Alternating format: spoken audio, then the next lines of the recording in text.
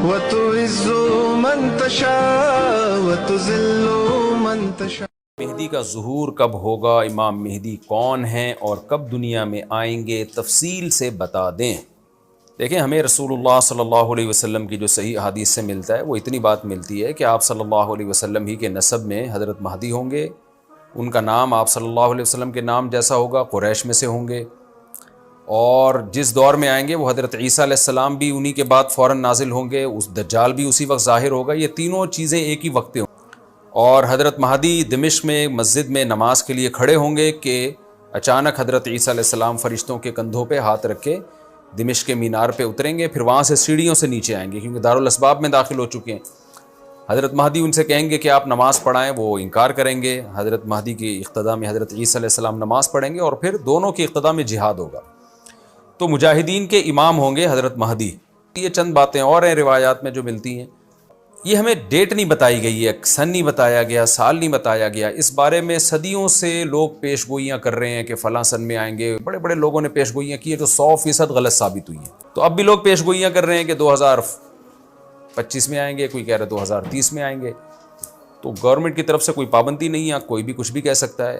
نبی صلی اللہ علیہ وسلم نے اس کو مبہم رکھا ہے، صحابہ نے مبہم رکھا، نہ صحابہ نے نبی سے تاریخ پوچھی، نہ مہینہ پوچھا، اور نہ نبی نے بتایا۔ اور ایسی چیزوں میں اسلام اس کو مجمل ہی رکھتا ہے، کیونکہ وہ مہینہ آتا اور اس مہینے میں کوئی بھی اٹھ کے مہدی کا دعویٰ کر دیتا تو کنفیوژن پیدا ہو جاتی نا۔ اس لیے ہمیں اس پر مبہم ایمان ضروری ہے، مجمل ایمان ضروری ہے۔ مجمل کا مطلب تفصیل ہمیں معلوم نہیں ہے، بس ہمیں پتہ ہے کہ ایک وقت آنے والا ہے قرب قیامت میں کہ حدیث میں آتا ہے خراسان سے ایک لشکر اٹھے گا اور اللہ اس کو فتح عطا فرمائیں گے۔ حدیث میں آتا ہے کہ مجاہدین لڑیں گے اور اتنی بڑی جنگ ہوگی کہ آپ صلی اللہ علیہ وسلم نے فرمایا کہ 1/3 مجاہدین اس میں جو لڑنے والے ہوں گے وہ شہید ہو جائیں گے، جو اس وقت کے سب سے افضل ترین شہداء ہوں گے، اور 1/3 مجاہدین وہ ہوں گے جو لڑائی کی شدت اور سختی کی وجہ سے میدان چھوڑ کے بھاگ جائیں گے۔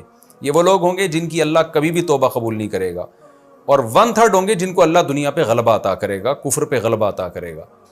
تو یہ اس وقت پھر حضرت مہدی کی قیادت میں جہاد ہوگا اور پوری دنیا میں امن قائم ہو جائے گا۔ حضرت عیسیٰ ابن مریم بھی اسی وقت نازل ہوں گے، دجال کو قتل کریں گے۔ یعنی ایک دفعہ تو اسلام دنیا میں غالب آ چکا ہے، تو ایک اور دفعہ اسلام حضرت مہدی حضرت عیسیٰ ابن مریم کے ذریعے پوری دنیا میں غالب آ جائے گا، اور ہر طرف خیر ہی خیر ہوگی، جزیے کا نظام ختم ہو جائے گا، اور اللہ تعالیٰ اپنی برکتوں کو کھول دے گا، آسمان کی برکتیں، خوب بارشیں برسیں گی۔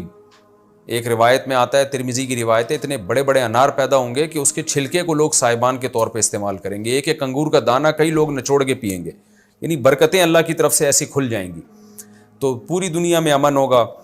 تو یہ جو نبی صلی اللہ علیہ وسلم کی جو بعثت تھی نا، وہ کیا قرآن میں آتا ہے لِيُظْهِرَهُ عَلَى الدِّينِ كُلِّهِ۔ آپ صلی اللہ علیہ وسلم کو دنیا میں اس لیے بھیجا گیا تاکہ آپ دین کو پوری دنیا میں غالب کر دیں۔ تو ایک دفعہ تو یہ بنو امیہ کے دور میں، اور بنو عباس، اور پھر خلافت عثمانیہ، یہ جو مسلمانوں کی خلافتیں چلی ہیں، تو بنو امیہ اور بنو عباس کے دور میں تو اسلام پھیل گیا تھا، پوری دنیا جتنی بھی مہذب دنیا تھی اس میں اسلام ہی اسلام تھا، یعنی سب مسلمان نہیں تھے لیکن حکومت اسلامی تھی، سب مسلمانوں کے زیر سایہ تھے۔ اللہ تعالیٰ اب پوری دنیا میں کیفیت کے لحاظ سے، کمیت کے لحاظ سے، کوانٹٹی کوالٹی دونوں لحاظ سے اسلام کو دنیا میں غالب کرے گا۔ اس کے لیے اللہ نے حضرت مہدی اور حضرت عیسیٰ ابن مریم کا انتخاب کیا ہے۔ اتنا ہمارا ایمان ہے۔ اب کیا ہوتا ہے کہ ہر تھوڑے دن میں کوئی مہدی اٹھ کے دعویٰ شروع کر دیتا ہے، تو امام مہدی سب سے پہلی بات یہ مجاہد ہوں گے، بڑی اہم ترین بات یہ ہے، اور انہی کے دور میں حضرت عیسیٰ ابن مریم بھی نازل ہوں گے، اور دجال بھی ظاہر ہوگا۔ تو اس لیے یہ تینوں چیزیں ایک ساتھ ہیں، اس لیے ان کو پہچاننے میں اہل اسلام کو دشواری نہیں ہوگی۔ حضرت مہدی کو تو لوگ خود تلاش کریں گے، ان کی علامتوں میں سے یہ بھی ہے، وہ دعویٰ نہیں کریں گے، لوگ اہل اللہ بزرگان دین علماء ان کو خود تلاش کریں گے۔ آج لوگ خود دعویٰ کر رہے ہوتے ہیں حضرت مہدی ہیں، میں حضرت مہدی ہوں، تو وہ دعویٰ جو کرے گا اس کا مطلب وہ تو ہو ہی نہیں سکتا۔ تو اس لیے ہمیں اس ٹاپک کو ختم کر دینا چاہیے، اس سینس میں ختم کر دینا چاہیے کہ جو دعوے کر رہے ہیں نا کہ کل آ رہے ہیں، پرسوں آ رہے ہیں، فلاں سن میں آ رہے ہیں، اس سینس میں اس ٹاپک کو ہمیں ختم کر دینا چاہیے۔ ہاں، جتنا احادیث میں ہے اس کو بیان کرنا چاہیے، اور جو لوگ بھی خلاف سنت ہوتے ہیں وہ تو حضرت مہدی ہو ہی نہیں سکتے، آج تو مہدی ہونے کا دعویٰ ایسے ایسے پاگل فضول قسم کے لوگ کر رہے ہیں جو انسان ہونے کا دعویٰ کرنے سے پہلے ان کو سوچنا چاہیے کہ ہم انسان کے بچے بھی ہیں کہ نہیں. یہ بھی انہوں نے پوچھا ہے کہ کیا امام مہدی نبی ہوں گے، امام مہدی نبی ہوں گے یا صحابی، اس بارے میں وضاحت فرما دیں. نہ وہ نبی ہوں گے نہ صحابی ہوں گے، کیونکہ صحابی تو وہ ہوتے ہیں جنہوں نے اسی زندگی میں آپ صلی اللہ علیہ وسلم کو ایمان کی حالت میں دیکھا ہو. حضرت مہدی اور نبی کا زمانہ تو صدیوں کا فاصلہ ہے اس کے درمیان. نیک ہوں گے، بزرگ ہوں گے، بس مہدی کا معنی ہدایت یافتہ، سیدھے راستے پر ہوں گے.